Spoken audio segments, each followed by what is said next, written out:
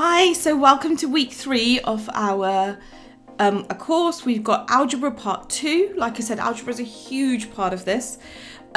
So what we've got here is in paper 1, there is more algebra. We've got functions, identities, brackets, so on. And in paper 2, we've got, these are all the topics that are mentioned in the advanced information, which we're going to try cover a bit of in this section. So what I'm going to do is crack straight on, and we're just going to go through questions, and as I go through the questions I'll try explain some of the concepts. Okay, so we're first going to be looking at functions. Functions essentially is something in and something coming out. So when you think about it, you've got to think about your domain, which is all your x values, is the things coming in, and you have your x and you've got your range, and that's what's coming out, so your y values. And what I'm going to do is I'm going to split that into different types of graphs. A linear graph, which is essentially just a straight line, y equals mx plus c. I've got y equals mx plus c here. And of course we just use fx instead of y, it's just a fancy way of doing it. So if, for example, I told you x is bigger than, I don't know, let's say this is 3, I don't know what the equation is, this is 6. If x is bigger than 3, that means fx must be bigger than 6, because for a linear graph, it's just all the way. And this would be my domain, and this would be my range. The ones that are a bit weird are like your quadratics, because, for example, imagine, say this yellow bit is my domain. So they give me the x values between whatever this is and whatever this is. And they said to find the range. If you just substituted the points in, you would literally only be finding, so your y value here, you'd only be finding this bit. You'd be missing out all this bottom bit. So with a quadratic, it's better to sketch it and then have a look at whether you have a minimum point or a maximum point. So the range is the smallest y within the bit that you've highlighted and the biggest y coordinate. So that's the only place, well, one of the places that can be a little bit strange with the sketching, but usually it's 1 or 2 marks. If it's not making sense, move on. There's more marks to be get some other places. Okay, so the first one we've got is GF4. Now, if we have any kind of function, so any kind of gx or fx, so if gx equals blah, blah, blah, blah, and I want to substitute a number into here, it means wherever there is an x, I am putting that number. Now, if we have something like here where we've got GF4, what it's saying is it's saying G of f of 4. So we work from the inside out. So we're first going to find F4. F4 just means I'm replacing the x with a 4. So I've got 3 times 4 squared plus 6, which is going to give me 4 squared is 16 times 3 plus 6 is going to give me 54. And now I've got G of f of 4, which I've worked out is 54. So that's going to be the square root of 54 minus 5. Now it's telling you in the question that x has to be bigger than 5. So even though you can do plus or minus, so you'll get the square root of 49, which you know could be plus or minus 7, you're not going to have the negative value because you know that x has to be bigger than 5. So your answer will be 7. The next bit is show that fgx can be written in that form. So remember, we're putting g inside of f. So it's always the second one inside of the first one. So wherever there is an x in f, we're putting this entire thing. So we're going to have 3 square root x minus 5, and all of that is squared plus 6. Now a square root and a square just cancel each other out. So you end up with 3x minus 5 plus 6. But that doesn't look how they want it to look. So we're going to open out the brackets. 3x minus 15 plus 6, which is 3x minus 9. I'm going to take 3 outside the bracket. and we get x minus 3, and that must be correct, because if you have a look, they've told us that this and this have to be the same number. We've got 3 and 3 there.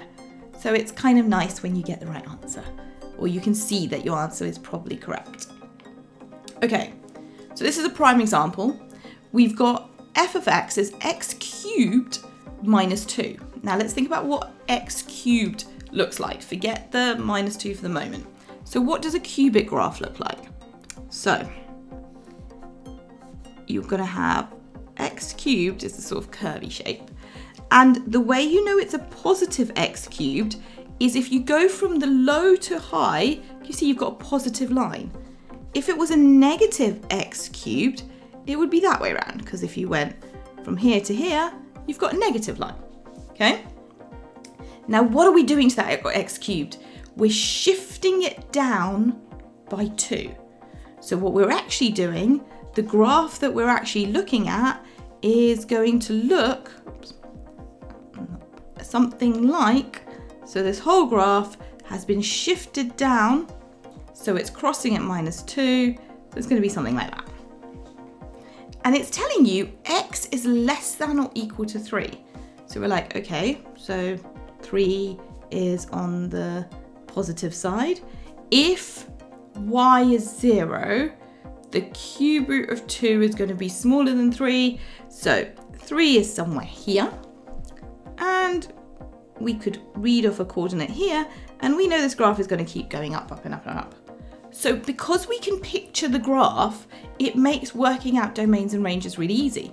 So all we're going to do is we're going to say f of 3 equals 3 cubed minus 2, right? So 27 minus 2, which is 25. And we can say that's 25. If it was bigger than 3, it would be everything bigger than that. But they've actually got less than 3, so we know the answer's always going to be less than that. So it's a range, so we write fx, and we've got less than or equal to 25. So you think about, what bit do I want? I want everywhere smaller than 3. And what does that mean for the y's? Everything smaller than 25. Okay, I've got a quadratic now. So we've got 5 minus x squared. So this is a negative quadratic, right? So again, sketching it is the easiest way, but they're never going to be difficult ones. So if we think about x minus x squared, it's going to be a sad face, right? And it's going through the origin. But this one has been shifted up by 5. So it's going to do that. Okay. Now I want to know between minus 2 and 1. So the starting point is literally, and you will get, look at this, it's only 2 marks. So the worst case scenario, if you substitute these 2 numbers in and you write something down, you're probably going to get a mark potentially. And it's okay. So don't get yourself, I have students who get stuck on the domain and range question and then don't move on and don't finish the paper. So if it's something you find difficult to get your head around, move on, okay? Lots more questions. So anyway, we're going to work out what g of minus 2 is. So we get 5 minus 2 squared. Minus 2 squared is 4. 5 minus 4 is 1. And g of 1 is going to be 5 minus 1, which is 4. So if we think about the area that we're looking at, we're looking when x is minus 2. We've got, so x is minus 2, and then when x is 1, so let's put 1 here. So say this is 1, this bit here will be 4. And then if we've got minus 2, say that's over here, this bit here is 1. Okay, so the bit of the graph we're looking for is all of this. Now what is the maximum in that bit for the y's? So if we have a look, the maximum for the y's is 5 and the smallest y is 1. So that 4, we didn't really need it, but at least we found out what it was, because if we had got confused, hopefully we'd see that we're going between the maximum And the way that I got that 5 was I said this is minus x squared, and I've shifted it up. Because remember, minus x squared looks like this. And then I've shifted this graph up by 5.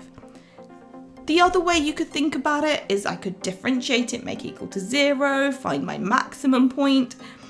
But again, it's only 2 marks. So hopefully, if you see it's 2 marks, you know that it should be something relatively straightforward. And if it's a quadratic graph, you're thinking, what's the maximum, what's the minimum? Okay, so we've got g of x. We know we have to have it bigger than or equal to 1, but less than or equal to 5. Okay, tackled the horrible bit now. Now we get to do some of the nicer questions with functions. Okay, so we've got a function. We're told when x is less than minus 2. So we're finding minus 2. Oh, the scale's a bit strange. So I'm assuming it's here. So minus 2 on the x-axis. And I'm going up to, remember, fx is just like a y till 4. So this is what I want. And this is when x is less than minus 2. And I want my graph to go all the way to minus 4, which is here. So for this portion, this is my graph. Hopefully you can see that. Okay, now between minus 2 and 2, I've got x squared. So I'm saying to myself, well, x squared I know looks like this, but I've only got a little bit of it. So if I find out what 2 is, so minus 2 squared is 4, 2 squared is also 4, and because I know it goes to the origin, I'm just going to draw myself a curve. And I've ticked that one, done that one. Then the last one, we've got 12 minus 4x. We're expecting if we put 2 in, we're going to get 4. So 12 minus 8 is 4. And we want to go all the way till 4. So we're going to do 12 minus 4 times 4. So we've got 12 minus 16. And that's going to tell us our y-coordinate for the last point, which will be minus 4. So we've got 4 minus 4, which is over here. And with any straight line graph, you only need 2 coordinates because you join them up and you've got your straight line. And that is your 3 marks for that. Right, now it says use your graph to see how many solutions there are when fx equals 3. fx, fancy word for y. We find y equals 3. So if we take y equals 3, which is here, and all you're going to do is you're going to draw a line across and you're going to say how many times does it cross the graph. And we can see we've crossed 1, 2, 3. So my answer here is 3. Now it's saying solve fx equals minus 10. Now that we don't have minus 10 on this graph, but we know it's going to be somewhere down here, right? And this graph could keep going like this because this line here is for everything, all the x is bigger than 2. And if we were to do a line somewhere here, the only bit that would cross it would be this bit here. So the only thing that we are solving is we've just got 12 minus 4x, which is what that line bit was, equals minus 10.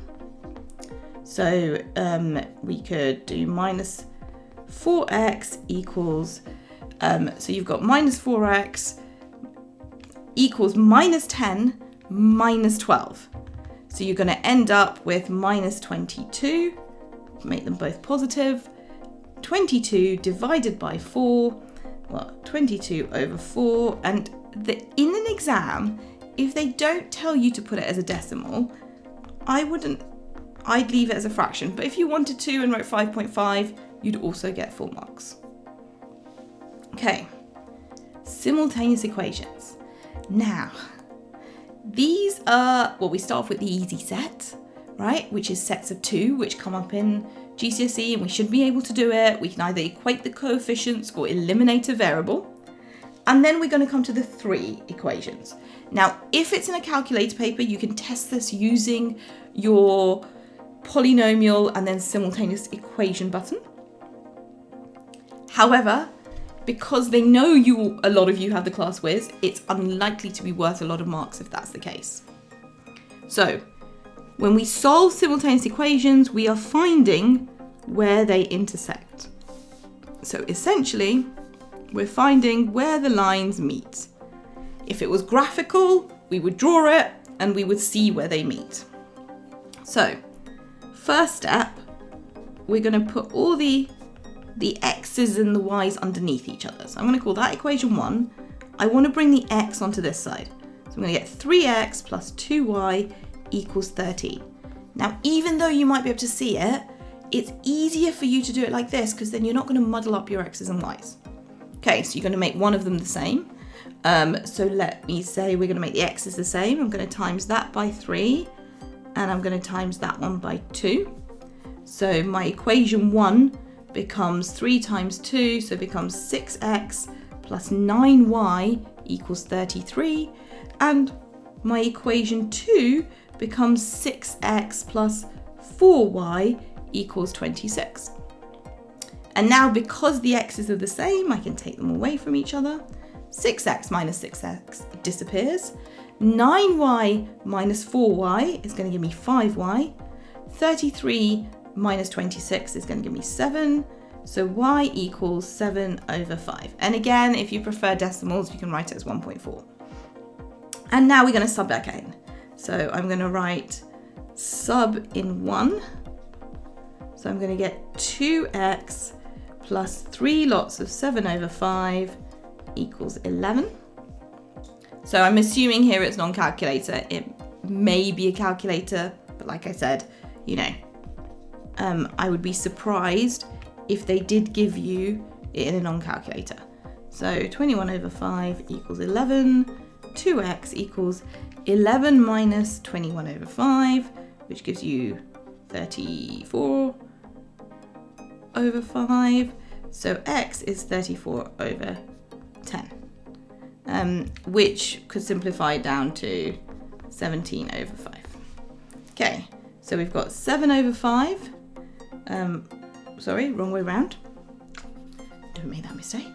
So my x coordinate is 17 over 5 and my y coordinate is 7 over 5. Now, if you've done this and you've got 3.4 and 1.4, that's also perfectly okay. Whatever you're more comfortable working in. Okay, now comes the bit that's new for you, and that's having simultaneous equations with 3 bits in them. Okay, so let's have a look and let's think about how we're going to do these. So what we want to do is essentially we want to end up with exactly the same as what we do with normal equations, which is having essentially 2 simultaneous equations to calculate it from. So let's have a look. Right, there's a few ways you can substitute. You can look at what's the same and eliminate something and end up just with A's and B's. It honestly doesn't matter. I think sometimes the easiest way is to look for things that look obviously will be able to take away from each other. So I'm going to label them 1, 2, and 3.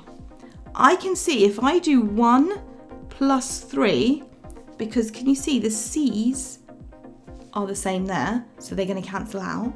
So if I do 1 plus 3, what am I going to get? I'm going to get 2a plus 6a, so I'm going to get 8a. b plus 3b, so 4b, equals 8 plus 0, which is just 8. And so I've got one equation. And then the next one, I want to get rid of the c from here, so I could do equation 2. I could take equation, let's do this actually. Let's take equation 3. I just think adding is easier than taking away, then you're not thinking about the minus and the minus. And I'm going to multiply that by 2. So that gives me 12a plus 6b plus 2c equals 0. And if I rewrite equation 2 underneath, 3b minus 2c equals minus 9. What I can now do is add those 2 equations, and I end up with 16a plus 3b equals minus 9. So now I have two equations here. If you like, I've got two equations here with A and B as my unknowns. Right. So I could double this top equation. So let's call that 4 and 5. You don't need to number them. I think it just makes it easier for you to follow. So 4 times 2 is going to give me 16a plus 8b equals 16. And now I can take them away from each other. Right, so I can do 3 minus 8, which is going to give me minus 5b. And I've got minus 9 minus 16, which gives me minus 25. So I can see that b equals 5. Right, now I can find a. So I'm going to sub that into any of them. Let's sub that into number 4. So I'm going to get 8a plus 4 times 5 to give me 20 equals 8. So 8a equals 8 minus 20. Oops. So 8 minus 20 to give us minus 12. So a is going to be minus 1.5, so 3 over 2. Okay, so I've got both of them. I could plug them into any of the equations to find c. So let's say sub into 1. So I'm going to have 2 lots of a. I'm going to write it down here. 2 lots of minus 3 over 2 plus b, which was, what do we say? b was 5 minus c equals 8. So we get minus 3 plus 5 minus c equals 8. And that's going to give you 5 minus 3, which gives you 2. So 2 minus c equals 8. So c must be minus 6. So your answers are minus 3 over 2, 5, and minus 6. There are loads of ways to do this. But essentially you want to eliminate something to end up with a simultaneous equation that you recognize. So you eliminate the same thing, but you have to use all 3 equations at some point. So one equate will use 2, and then the second batch uses the other 2. Find 2 of them, substitute it in to find the third. Okay. Completing the square. This comes up everywhere. And for those of you that are going to go on to do AS Maths, you never get to go away from completing the square. But there are 2 methods to do it. Let's go through the typical method. So, if I have ax squared plus bx plus c. So we do this with quadratics. Step 1, we want the x squared on its own. So we're going to take the a outside of a bracket. And when I do that, that one's going to be divided by a. But when I do this, I'm not going to take everything. Just going to take that bit there. And what I want to do with that is complete the square for that bit. Which means I take whatever's in front of the x and I half it. Alright, so I get x plus b over 2a, because I've halved it, squared. And then what I do is I minus that squared, whatever that value is. Okay, plus c. And if you're really interested, if you were to play around with this further, make it equal to 0 and rearrange it, you'll end up with the quadratic formula. So you have a b squared over 4a squared plus c. Okay, so that's all letters and it looks a bit strange. So let's do an example with numbers, which is exactly how you would do it. But before we do that, let me just show you why and how it works. So say I have x squared, we're just going to call that 2bx plus c because it's easier to see. Okay, x squared, essentially a box, x by x. Now remember, we split whatever's in front of the x by 2. So in this case, it becomes b. We minus the square and then add the c. So in this case, I'm going to get 2 rectangles. X is already there, so that's x by b, and that's x by b. Now to make that into a perfect square, I've got this extra b times b to give me b squared. But I don't want it because that's not part of my equation. So that's why I take it away and I add what's left there. Okay, Don't worry about it too much. Let's look at it practically, and we're going to look at two methods. Method 1. Take the 2 outside. So follow that thing. We've had lots of letters. Might have been confusing. Let's do it with numbers. And we take that number out of the first 2. Okay. We then do like a bigger square bracket. And what I do is I take whatever is in front of the x and I half it. And then I take whatever number's here, doesn't matter whether it's positive or negative, inside the bracket, always minus 4 squared, which is 16, and put a big bracket round it. And so now when I open that, I've got 2 lots of x minus 4 squared, and then I've got 2 times minus 16, which gives me minus 32, and I can't forget my 13. And so that gives me x minus 4 squared plus 13, which gives you minus 19. And what does that tell you? So when you have a positive quadratic, when you complete the square, you end up with something like this. And that tells you your minimum is minus BC. So you change the sign of the thing in the bracket. See, and that tells you the bottom bit, that turning point at the bottom. If you've got a maximum, so a negative quadratic, it will be of this form, and your maximum will be minus CA. So your calculator will actually give you those numbers. So your number in front, so this A, is always the coefficient of the x squared. Doesn't matter what you do, it's always the coefficient. And then you can work out the min and max. Now, if you go blank in an exam, the alternative is to use that sort of matching method that we used. So we know A equals 2. So we're going to start off with saying, well, I know that A is always the coefficient of the x squared. So I've got 2x plus b squared plus c. If I open that out, squared plus c, I'm going to get 2x squared plus 4bx plus 2b squared plus c. And now I'm going to match things. So I can see that my 4b is the same as my minus 16, and everything else is equivalent to 13. So what does that leave me with? So it leaves me with minus 16 equals 4b. So b must be minus 4, which is what we got here. 2b squared plus c equals 13. I know that b is minus 4. Squared gives me 16. So I'll have 2 times 16 plus c equals 13. Rearranged is minus 19. So that is an alternative way if completing the square, I don't know, annoys you and you just really don't like it. Okay, so the next question is a little bit strange. We've got 12x squared minus 60x plus 5.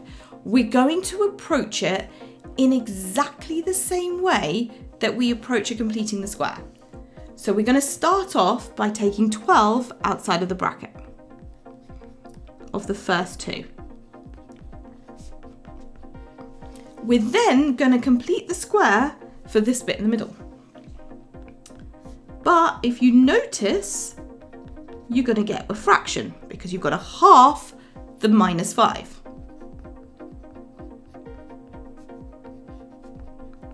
Okay, so now let's open that out. We're going to do 12 times all of this to give us 12x minus 5 over 2 squared. 12 divided by 4 is 3 times minus 25. It's going to give me minus 75 plus 5. So you're going to have 12x minus 5 over 2 squared minus 70. Okay, now if we look at the answer, it doesn't sort of correlate. So we're like, okay, something doesn't make sense here. So what we're going to do is the bit inside the bracket, we're going to put it one fraction. I'm going to put it all over 2. I'm going to get 2x minus 5 squared minus 70. So that's really like saying 12, 2x minus 5 squared, I can square the top and I can square the bottom. And now you can see you can do 12 divided by 4, which is going to give you 3, 2x minus 5 squared minus 70. Minus 70. And so you can see that your A is 3, your B is 2, your C is minus 5, and your D is minus 70. Okay, perfect, thank you. I think that's right. Okay, proof. Everybody doesn't like this, but it's a really nice topic. You just need to know a few rules. So first of all, you need to know what an integer is. An integer is a whole number. So you may have to deal with integers. You may have to deal with natural numbers, which are counting numbers. And at that point, you can think about odd and even numbers. So if we think about it, what is an even number? An even number can always be written as 2n or 2x or 2 something. Now, an odd number is always one more than an even number. So an odd number is going to be 2n plus 1. Okay, and if something is divisible by something, it means you can take that number outside of the bracket. So if I have a 5 outside of a bracket, it means the whole bracket is divisible by 5. So we've got now, show that all of this is divisible by 9, which means hopefully when we open out the brackets, we can take a 9 outside of it. Okay, how do we open out 2n plus 3 cubed? Now you could use your Pascal's triangle. Alternatively, you could do 2n plus 3 squared and multiply it by 2n plus 3. So we'll get 4n squared, 6 double 12n plus 9, multiplied by 2n plus 3. I'm doing this quite quickly. Obviously take your time and write it all out. And then you're going to have 4 times 2. So 2n squared. Yeah. So we're going 4 times 2 here. So we're going to get 8n cubed plus 36n squared plus 54n plus 27. Okay. Then to that, we're adding n cubed. So then we've got 2n plus 3 cubed plus n cubed. So you're going to get 9n cubed, 36n squared plus 54n plus 27. And then you can take 9 outside the bracket. 4n squared plus 6n plus 3. And you could write a concluding statement, or this would show it anyway. Therefore, that's what those 3 dots mean, divisible by 9. Right, next one. Prove that something is always bigger than 0. So let's just start off by opening it all out, because as it stands, it's not going to be something we can... Again, I'm going to open it out quite quickly, pause this, try opening it out yourself and double check you get the same thing. So we're going to get 9x squared. And the way I do it quickly, just so you know, is take the first value, square it, 9x squared, times the 2 together, 3x times 5 gives me 15x, and double it. I get 30x plus 25 minus these 2 multiplied, 5x squared minus 50x. Okay, and when I simplify that, I'm going to get 4x squared, 30x minus 50x, so minus 20x plus 25.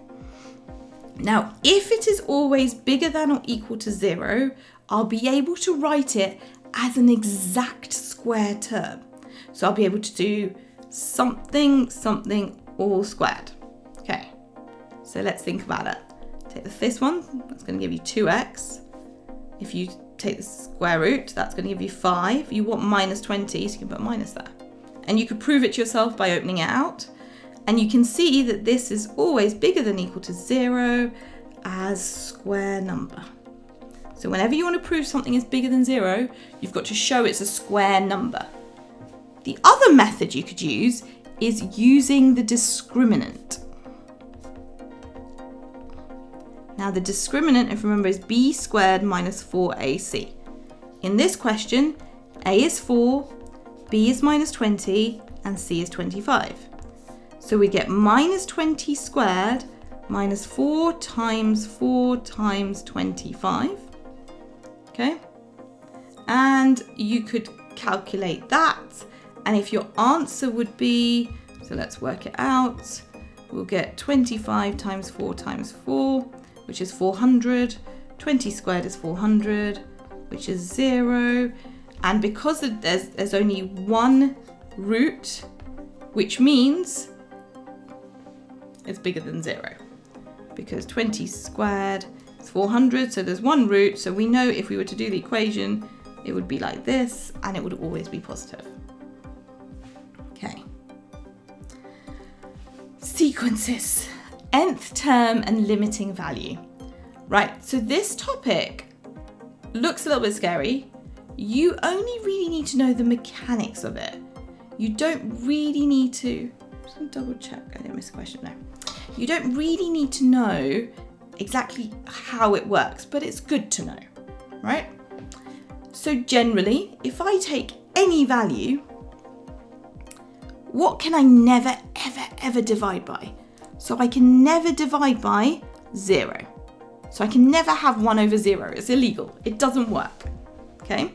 So if I've got something with a 0 on the bottom, I know it's just gonna, because you can't do 1 divided by 0, right? It's gonna tend, what we say is it tends towards infinity because it's infinite. It goes up and up and up and up. Okay. And also, what else? So sequences, we talk about things tending towards things. A nice way to think about it is think about your 1 over x graph. If x gets bigger and bigger and bigger, so x is getting bigger, so it's going towards infinity, so it's getting bigger and bigger and bigger, y tends towards 0, because it tends towards our asymptote, but never ever ever reaches it. Okay, so let's think about a strategy of how we're going to approach this.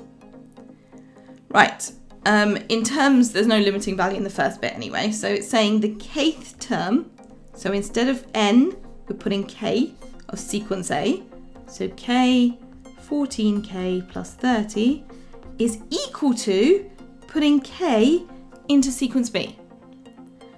Okay, what are we going to do now? We're going to cross multiply. So that gets multiplied by that.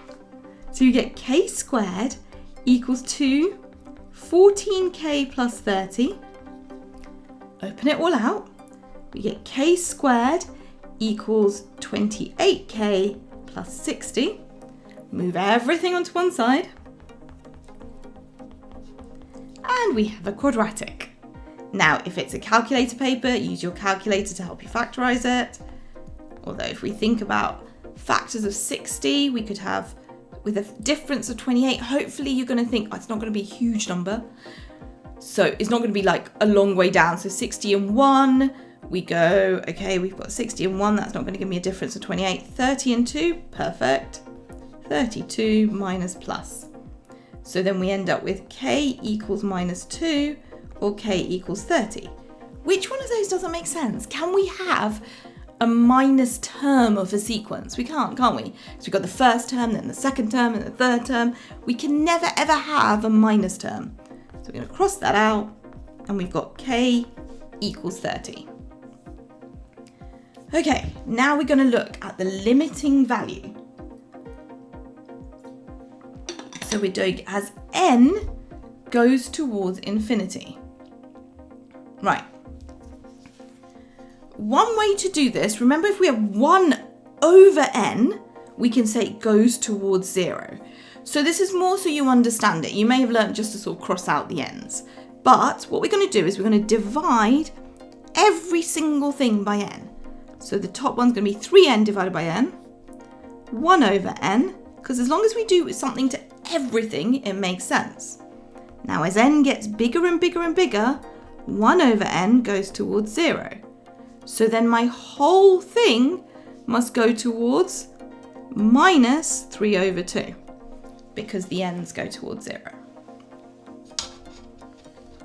Right, work out the position of the term that has a value 0. Now remember, we can't divide by 0, but 0 can be divided by anything.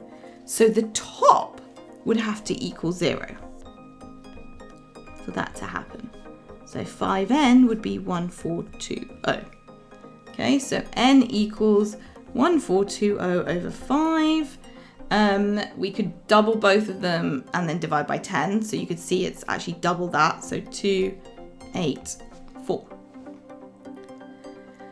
And now we've got to think about the limiting sequence. And now let's do it in that same way. So we're going to make sure we end up with divide everything by n.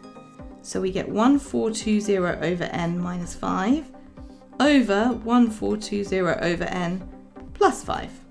So as n goes to infinity, 1420 over n goes to 0, which leaves you with minus 5 over 5, which is minus 1.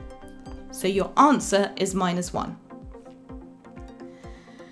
Okay, I'm trying to go through this at some sort of speed so we get through it, and you've also, otherwise you'll be listening to me for hours.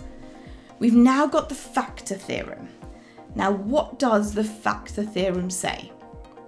So the factor theorem tells us that if we substitute a number in, so if f of any value equals 0, then x minus a must be a factor, must be one of our brackets.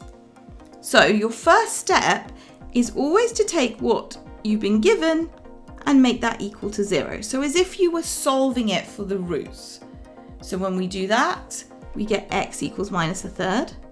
So this tells us f of minus a third should be 0. Now, it's telling us it's a factor. In order to do this in an exam, all you're going to do is write this out as if you'd put it into your calculator. So I'm putting minus a third in everywhere, and I'm going to say that equals 0. Okay? Now, you need to show all 4 terms. So you need to show this line, but you don't necessarily need to show yourself opening it out.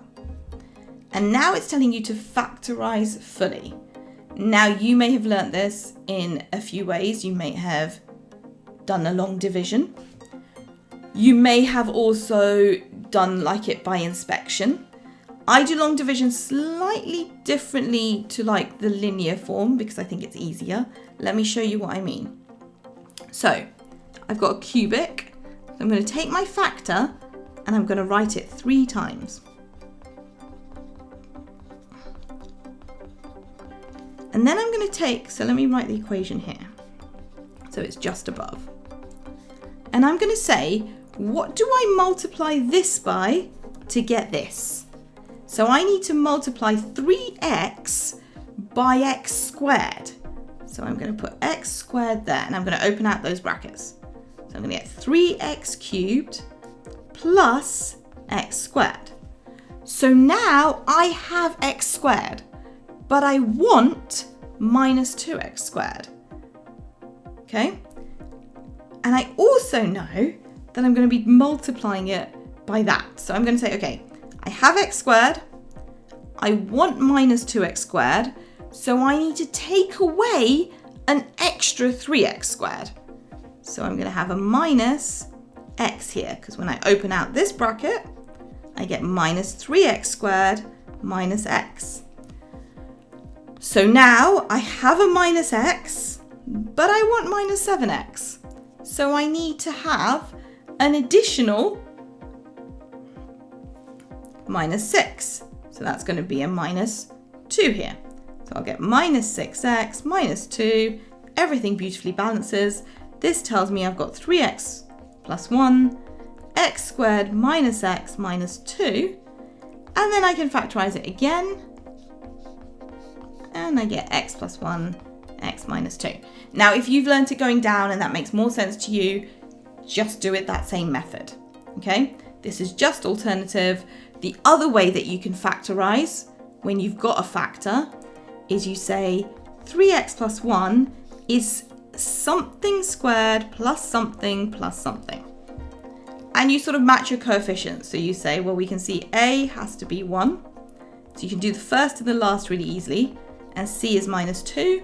And you could open it out, plugging those in, and choose either the -2 or -7 and get your B. There's lots of different methods. Stick to the one that makes sense to you, that either you've learnt or makes sense. Okay, next question. Very similar, they're all going to look the same if they're like this. So let's use that same method. I'm going to do x minus 2 equals 0. So x is 2.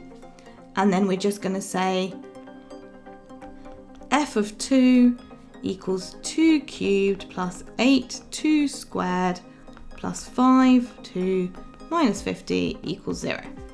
And that's it. Okay? Now we want to factorize. Okay, so I'm going to show you the method I talked about at the end. We're going to do this multiplied by some ax squared plus bx plus c. This is the only place I can get x cubed. So I can say a equals 1. The only time you get your 50 or your constant is the last two. So -2 times something gives me -50. So that something must be, I want it to become a minus, so it must be plus 25. Okay, so now I can choose any of the others. So let's say, how do I get x squared? Well, that's going to give me x cubed. That's going to give me x squared. So if I do bx squared, that term, that's going to give me just x. These two are also going to give me x squared, minus 2a x squared.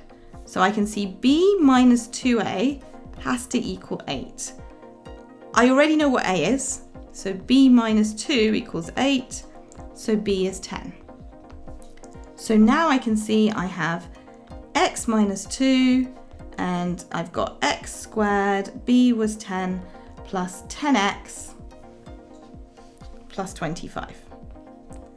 And then I can factorize that entirely. Hopefully you can see that. That's the same as x plus 5 all squared. And I think we've come to the end. Right, so I hope that was useful. I know it's gone through quite fast, and as you can tell, I'm in pajamas. It's very late. I think it's like 2 a.m. when I'm recording this. So apologies if there's any mistake. I just really want to get it out to you. Put any comments you have in the underneath, subscribe, and we'll do week 4. You'll see next week. We'll put up the questions in advance. That will be available to you. Ask questions, email, send me a DM, anything you need. All right, hope that's useful, and yeah,